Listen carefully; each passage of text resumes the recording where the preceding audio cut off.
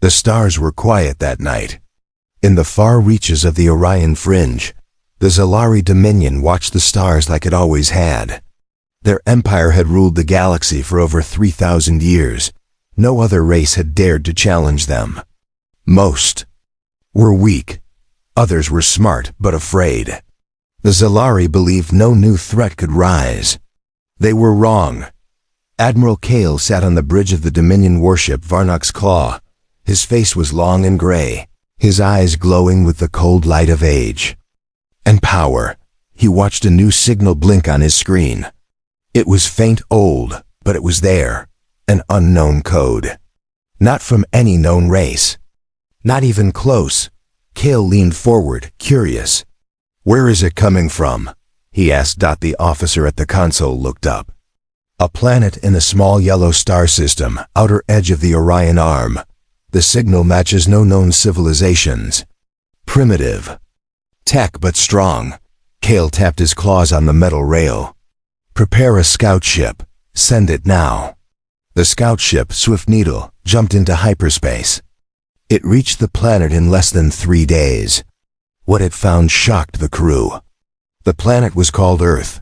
It had war, peace, greed, kindness, and more. It was wild. The people called themselves humans. And they were not afraid. The humans had not reached other stars yet, but they had built ships. Big ships. Some were ready to leave the solar system. Some already had. The scout ship watched and listened. It saw the humans train in space stations. It saw their missiles and lasers. It saw something more dangerous too. Their hunger to explore. Kale read the report. "They are not ready," he said, "but they are close, too close. We must act." He called the War Council. "This race must be stopped before they spread. They are not like others. They are faster, smarter, angrier. If we wait, we will face war on many fronts." The council agreed. A small fleet would be sent. Fast, quiet, destroy Earth before it could rise. The Zalari had done this many times before. It was easy. Back on Earth, inside the orbiting command ship Liberty's Roar, Captain Daniel Brooks stood before his crew. The ship was Earth's first real warship made for space. Not a station, not a test. A true battleship. Brooks was tall and calm, his voice steady. "We have new data," he said. "Unidentified signals near Saturn. They don't match anything from Earth." His first officer, Ava Ramirez, frowned. "Could be a natural echo." "Could be," Brooks said. "But command wants eyes on it. We're changing course." The Liberty's Roar turned toward Saturn. Behind it, 2 escort ships followed. The Dakota Star and the Stalwart Flame. They were smaller but fast and sharp. On the bridge, Ava checked the new readings. "Sir, something's off. These signals ... They're too clean, too steady. It's like someone wants us to see them." Brooks nodded. "Then we'll take a closer look." All hands to alert status. In deep space, near Saturn's rings, the Zalari ships waited, sleek, black, silent. They had watched Earth's ships move. They knew the names. Liberty's Roar, Dakota Star, Stalwart Flame. They planned the attack carefully. The trap was set. When the humans arrived, it started fast. A flash of light, a burst of plasma. Liberty's Roar took the first hit. Shields flared, systems shook, alarms screamed. "We're under fire," Ava shouted. "Return fire," Brooks ordered. "All ships engage." Dakota Star darted forward, launching torpedoes. One struck an enemy hull. A flash of red flame. The Stalwart Flame moved to flank, using cover from Saturn's moons. The Zalari were strong. Their tech was older, more advanced. But the humans fought hard. The Liberty's Roar didn't fall back. It moved closer. Closer than it should. The enemy didn't expect it. Brooks knew why. "We built this ship for close combat," he said, smiling. "Let's show them what it can do." Ava led a boarding team. They used grappling cannons to latch onto a Zalari ship. Suited in armor, they breached the enemy hull. Inside, the aliens were fast but not ready for human tactics. The fight was brutal, but the humans won. The Zalari fleet lost 2 ships. The rest jumped away. Silence returned. On the bridge, Brooks sat down slowly. He looked at the stars. We just met something out there, and we survived. Eva stared at the burned console. They had better weapons, better ships. But we fought back, Brooks said. And we hurt them. He stood. Send the report to command, and prepare for the worst. In the deep black of space, the Dominion had lost a small battle. But they now knew something they didn't before. The humans would not be easy to crush. They would not hide. They would not bow. They would fight, and maybe they would win. The silence. After the first battle did not last, high above the gas giant Saturn, fragments of alien metal drifted slowly through space, glowing dimly in the planet's golden light. Liberty's roar floated among them, wounded but alive. Engineers rushed through the ship's decks, sealing off damaged sections. Sparks fell from open panels. The smell of smoke and scorched wiring filled the air. Captain Daniel Brooks stood at the observation bay, staring out at the remains of the enemy ship they had boarded. It still burned faintly in the distance. Behind him, Ava Ramirez walked in with a datapad. We've confirmed their origin, she said quietly. The aliens are from a region far beyond our reach, the outer edge of the galaxy. No known species from that zone. They attacked without warning, Brooks said. That's not a scouting mission. That's an ambush, Earth Command agreed. The situation was declared a full-scale interstellar threat. The United Earth Coalition placed all orbital assets on alert. Civilian traffic was grounded. Military crafts were pulled out of reserve. The old defenses satellites around Mars were reactivated, and the Unity Protocol went live. Back on Earth, world leaders gathered in orbit around the Arctic Station Atlas. There, in the blue glass chamber of the Alliance Circle, they signed the Unity Pact into motion. Nations that once distrusted each other now shared shipyards, data, and troops. Human survival demanded it. In the cold orbit above Earth, new ships were born. They were not graceful. They were not sleek, but they were built with purpose. Steel, fire, and grit. Ships like the Hammerfall and the Cold Spark were fast-tracked into service. The old lunar mines were turned into fuel depots. Mars' orbit became a construction site, and yet, Earth was not the only one preparing. In deep space, the Zalari Dominion licked its wounds. The loss near Saturn had been a surprise. A shame. Admiral Kale stood in front of the Dominion's core. Council, his words were sharp and cold. They were not supposed to survive. They were not supposed to fight like that. We underestimated them. The Council was not pleased. They demanded results. Kale bowed and promised them victory. This time, he said, they would not strike with a single fleet. They would send 5. Meanwhile, in the dark corridors of Liberty's roar, Captain Brooks walked the halls, checking on his crew.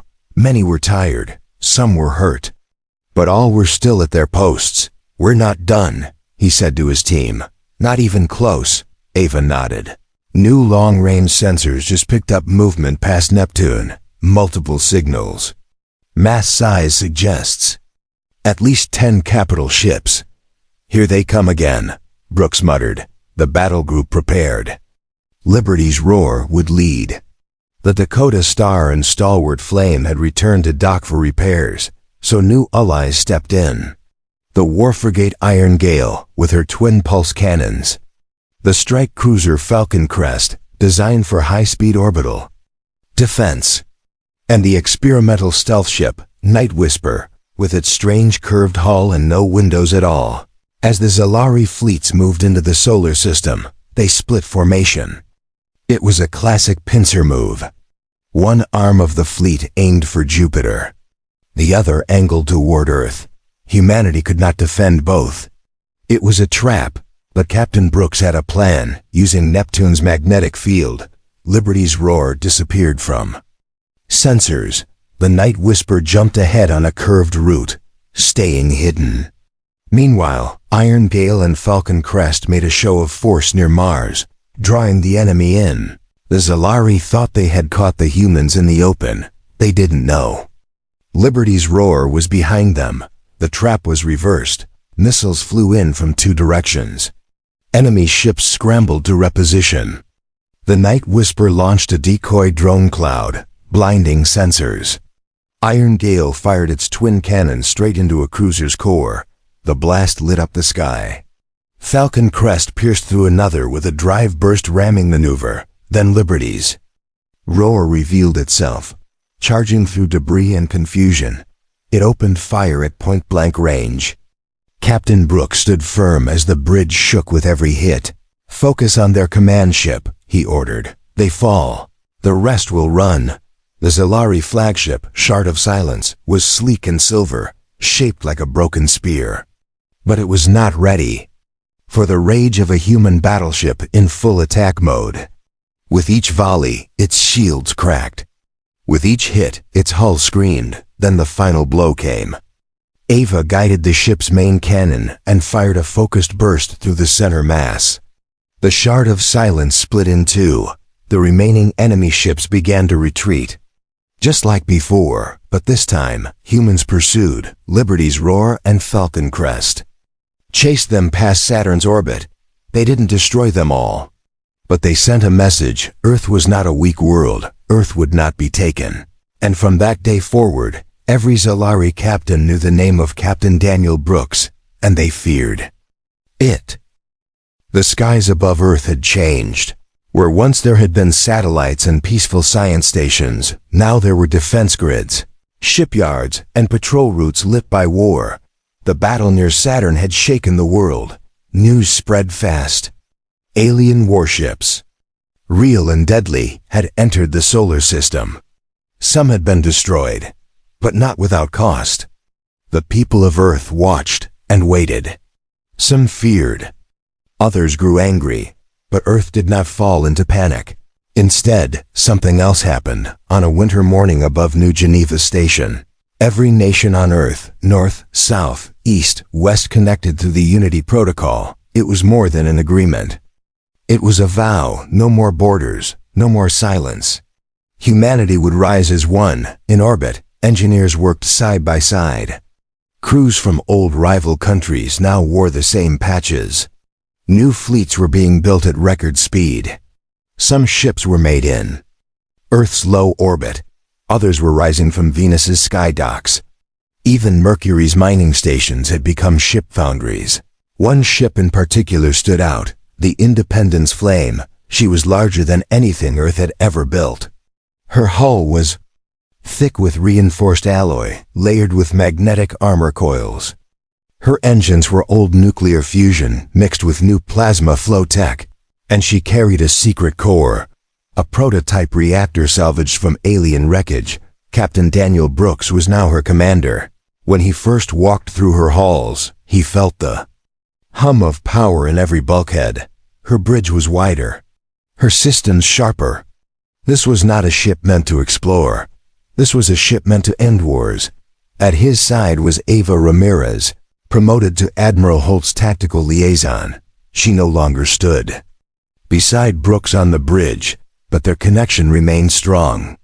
She now coordinated strike plans across the solar system. Her main base was the Arctic Orbital Relay, a command web station floating in the cold silence above Earth's North Pole.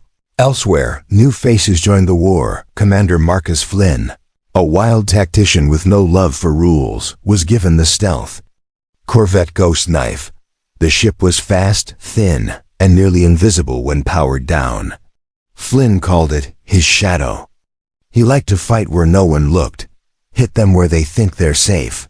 He often said, then leave nothing but echoes. Another name rising fast was Admiral Teresa Holt. Calm, sharp, and never off balance, she had once led a failed peacekeeping mission on Europa years ago. Now she led humanity's entire orbital fleet. She did not forget the past, but she would shape the future. The Unity Protocol also linked data networks, factories, and defense lines. Earth no longer moved like scattered parts. Now it acted like a single mind. But war was not only about ships, it was also about choices. Brooks received a message on his personal com. It was short, simple, coordinates near Proxima Centauri. An outpost not far beyond the solar system, Zalari owned, lightly defended. A chance the mission was given a name, Operation Duststorm. It would be Earth's first true strike, no longer waiting, no longer reacting this time. Humanity would hit first, and with that, the engines of the Ghost Knife came to life. Commander. Flynn smirked from his seat. Liberty's roar would stay behind for repairs. The new warship Midnight Arrow, sleek and fast, would join the mission as escort. A small team, but fast and silent. Ava Ramirez watched from the relay station as the ships vanished into the black. Brooks stood aboard the Independence Flame, watching their path on his screen. The stars ahead were many, and for the first time, Earth was not just looking at them. It was moving toward them, with unity, with fire, and with purpose. The stars near Proxima Centauri were red and cold. They burned low, casting strange shadows over the rocky surface of a small moon called Telmer 3. Few maps showed it. Fewer people knew it existed. But under its surface, the Zalari had built a listening post. A black tower of silence, hidden beneath miles of stone. That was their mistake. The Ghost Knife drifted silently through the dark, its engines quiet, its lights off. Commander Marcus Flynn sat in the captain's seat, chewing on a piece of dried fruit. His boots were up. His mind was sharp. All systems green, his navigator whispered. Flynn smiled.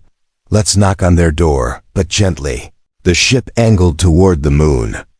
It used gravity slingshot tricks, skimming near Proxima's weak field to curve in. No signal, no warning. Just momentum and math. Behind them flew the Midnight Arrow, running cold and tight. Its weapons were ready but quiet. On board, a young pilot named Elise Grant kept her hand steady on the controls. She had never fought aliens before. You nervous? Her co-pilot asked. No, she said softly. But I want to make history, not be history, above them. Proxima blinked. The attack began. Without a sound, the Ghost Knife launched its spike pods, needle-like breaching tools that drove deep into rock. They burrowed through the moon's crust until they reached the tower's base. Then they split open and released the code burners. The Zalari system blinked, then went dark. Inside the tower, alarms failed to sound. Lights flickered. Doors opened on their own. For the first time in its long silence, the black tower was blind. Flynn stood up, pulling on his coat. Time to say hello. He and his team launched in drop pods. They burned through the sky, hot and fast. The moment they hit the ground, they ran, weapons ready, no shouting, no orders. Just action. The Zalari guards reacted too late. Most didn't expect anyone to come from below. Flynn's team moved like wind, taking one room after another. Elise arrived minutes later, guiding a small drone tank down the corridor. Its pulse cannon barked once, clearing a hall. Flynn reached the core room. The server was a column of light and black glass. Steal everything, he said. Then blow it. It took 4 minutes. They didn't wait to see the fire. They were already in the air before the blast reached the surface. From orbit, the tower was a bloom of red. Midnight Arrow turned sharply and jumped to FTL. The Ghost Knife followed. The operation was done. Back at the Arctic Orbital Relay, Admiral Teresa Holt watched the data stream. Ava Ramirez stood beside her. The intel was rich. Fleet routes, ship logs, fuel chains. Enough to understand how the Zalari moved. That was clean, Holt said, and loud. Ava nodded. They'll feel it.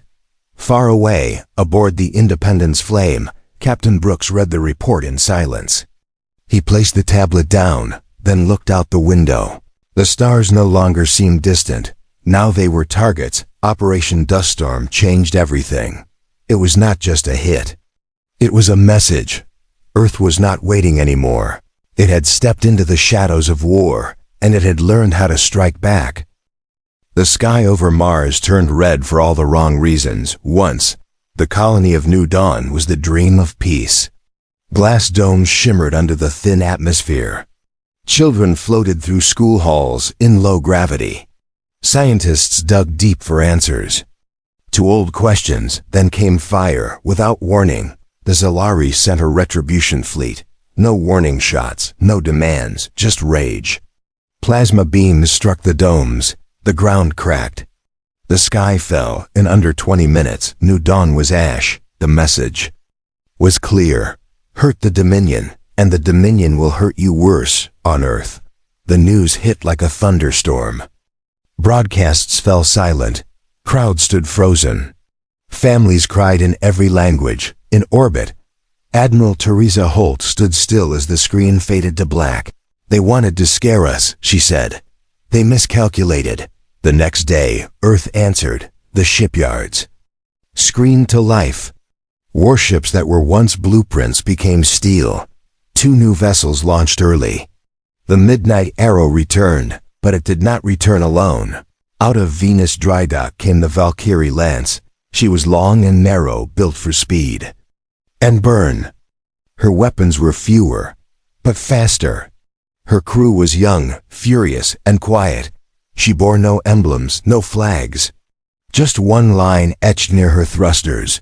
For New Dawn, and beside her, rising slow from the dark of Earth's shadow, came the Independence. Flame, Brooks stood at her helm. His eyes were tired, but his voice was calm. This isn't just about us anymore, he said to his crew. This is about every voice they've tried to silence, and we are going to make them listen. Down on Europa, frozen plains shifted under metal boots. Soldiers drilled in low gravity. Supplies were dropped in crates the size of trucks. Temporary bases became fortresses. The icy moon was turning into a shield. At the heart of the Europa base stood Ava Ramirez. She walked between bunkers and turrets, never still. She listened to young officers, inspected cryostorage, and studied invasion simulations. She didn't speak of Mars. She didn't need to. The soldiers knew, above them, Solari scouts began to appear in Europa's orbit. They didn't come close. Not yet. They were waiting, so Earth moved first. An assault fleet led by the Valkyrie Lance struck an old Dominion forward relay near Epsilon Grid 9.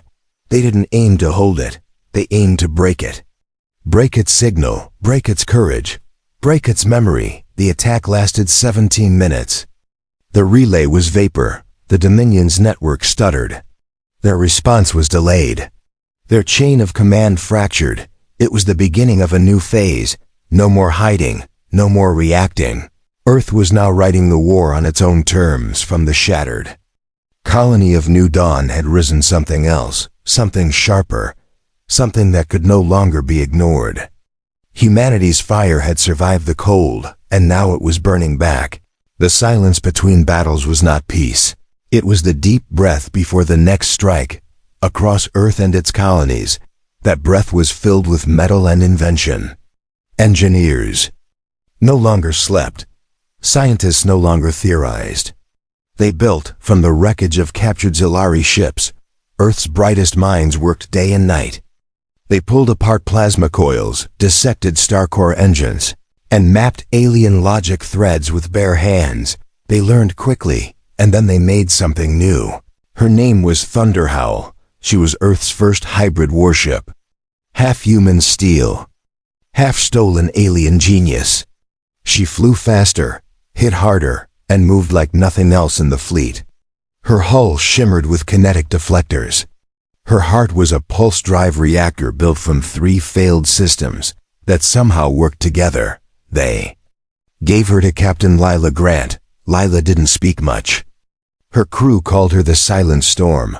Her record was flawless, her mind wired for tactics. She didn't seek the spotlight. She sought advantage. Thunderhowl's first mission was at the edge of Kepler Pass. The Dominion had sent a heavy force there to trap fleeing rebel ships. Small alien species that had once served the Zalari were trying to escape. Most wouldn't make it until Thunderhowl arrived. Captain Grant didn't charge in with guns blazing.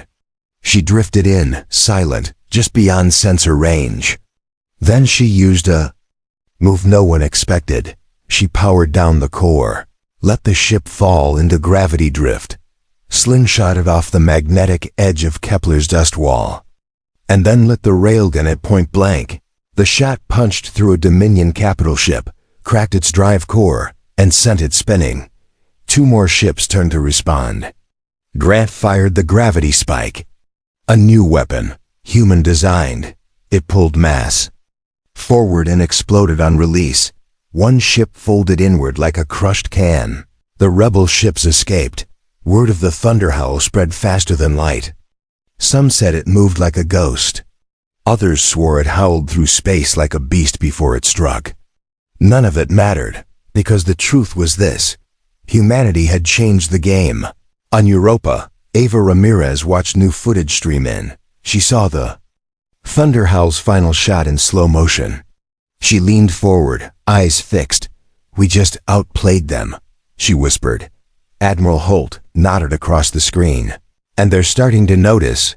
In Zalari command chambers, reports flew in faster than they could suppress. Ships lost, morale shaken, trade routes failing. Small races beginning to question loyalty. Civil unrest sparked on 3 Zalari colonies. Riots in mining outposts. Sabotage on a supply carrier. Something dangerous was building, back on the Independence. Flame. Captain Brooks read the latest feed and looked around his bridge. "They thought we'd run, or beg, or break," he said. "But now they don't know what to think." His officers watched him, silent. "So let's give them more to fear," he said. Thunderhowl returned to dock for recharge and tuning. The crew stepped off, not as soldiers, but as symbols. People cheered. Broadcasts replayed the footage 100 times, and for the first time in living memory, the galaxy did not see Earth as the strange new species on the edge of the map. They saw it as something else, a force, a storm. The turning tide had begun. Victory echoes differently than silence. For the Zalari Dominion, silence had always meant control. Now it meant uncertainty. In the grand citadel of the Zalari core world, voices once cold and united began to clash. The inner council chambers long, a place of perfect agreement, now shook with arguments. Some called for total war. Others whispered of retreat. One voice rose above them all, Admiral Kale. His speech was clear, sharp, and burning with shame. "We warned you," he said. "The humans do not act like others. They are not patient. They are not slow. They evolve too fast. They adapt, even while bleeding." The council did not like it, but they could not deny it. Outside the core worlds, fractures spread. In the mines of Arlox too, slave workers refused to rise for the morning shift. On the gas harvesting stations near Venker Rim, Zalari officers were attacked in the dark. Not by soldiers, by civilians. The Dominion's grip was slipping, and in that space between fear and freedom, Earth moved again. Operation Hollow Spectre. It was not a fleet. It was not a cannon. It was a whisper. Humanity had spies now, small ships with no names, agents with no flags, listening posts disguised as asteroid debris. They watched, recorded, and sent back truths no one was ready for. One truth stood above the rest. The Zalari had more enemies than they admitted. Other species, smaller, long oppressed, were ready to rise, but they were scared.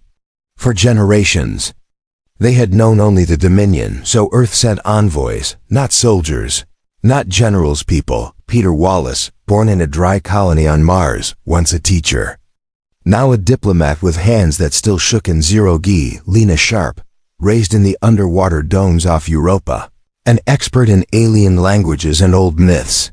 They traveled in old science vessels reworked with extra shielding and stealth plating. No weapons, Only words. They met with the Yolari under twin moons. They sat with the Ventok beneath crystal cliffs. They listened to the sorrow songs of the Nure, who had never spoken aloud until then. We don't ask you to fight for us, Peter. Syed, we ask you to fight for yourselves. And know that you won't be alone. One by one, small hands reached for human ones. Back on Earth, the Unity Protocol expanded. It now had new signatures.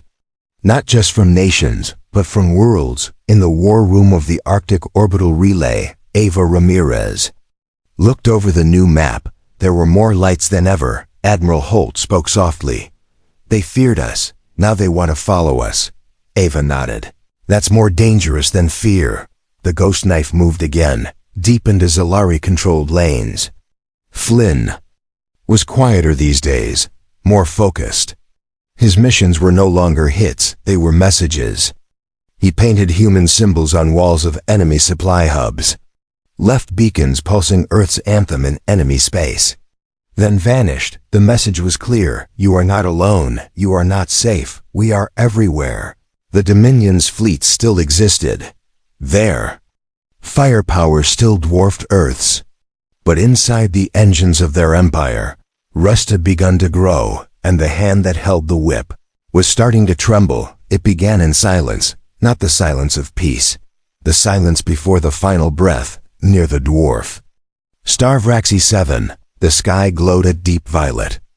Its small, flickering light cast long shadows across the broken hulls of forgotten battles. This was where the Dominion had chosen to make its last stand. They called it the Line of Ash. 100 ships, old and new, still sharp with pride and desperation. But humanity did not come alone. They came with allies who had once whispered in fear. Now they sang in code. Now they carried human-made weapons. Now they believed. The fleet gathered. A storm on the edge of the dark, Independence Flame led the charge. Captain Brooks stood at her bridge, not with fire in his eyes, but with focus. This ends today, he said. Not just the war, the fear, the silence. The rule that said only the powerful had the right to decide who speaks, who survives, who dares to reach the stars. Thunderhowl was next in line. Captain Lila Grant powered up her gravity spike. She said nothing. She never did before a fight. Behind her, Valkyrie Lance pulsed with energy, flanking the alien ships that now flew Earth colors.